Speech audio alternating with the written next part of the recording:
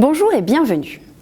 Pour débuter ensemble notre exploration fiscale, nous allons commencer en douceur par traiter de la progressivité de l'impôt sur le revenu. Par opposition à un impôt proportionnel, dont le taux est fixe et identique pour tous, un impôt est dit progressif lorsque son taux varie en fonction de sa base imposable. Ainsi, l'impôt sur le revenu est un impôt progressif calculé par tranche.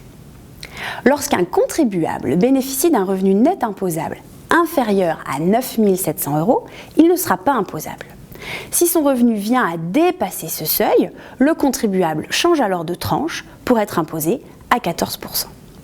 Mais contrairement à ce que beaucoup de contribuables pensent, le taux de 14% ne sera pas applicable à l'ensemble de son revenu, mais simplement à la fraction de celui-ci qui dépasse le seuil.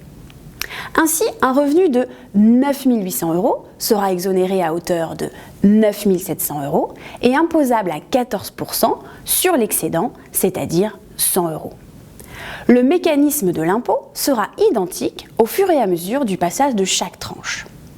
Prenons un exemple pour mieux comprendre. Ainsi, un contribuable bénéficiant d'un revenu de 85 000 € sera imposé de la manière suivante. Au titre de la première tranche, 9 700 €, il sera imposable au taux de 0.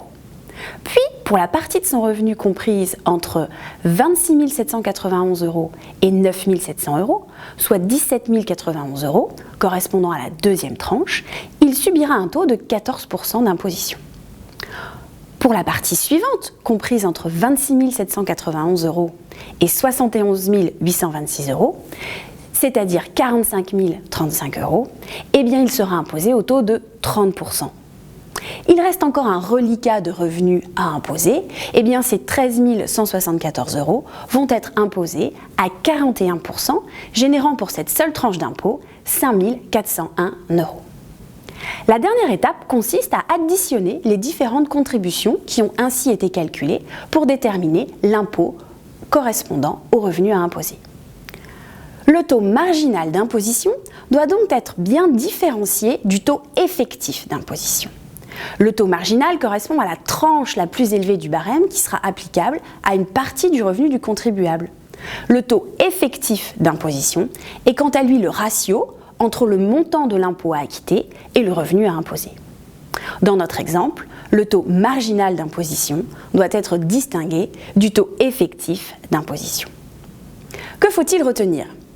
Eh bien, avant tout, que le passage d'une tranche de quelques euros seulement n'est pas une fatalité fiscale.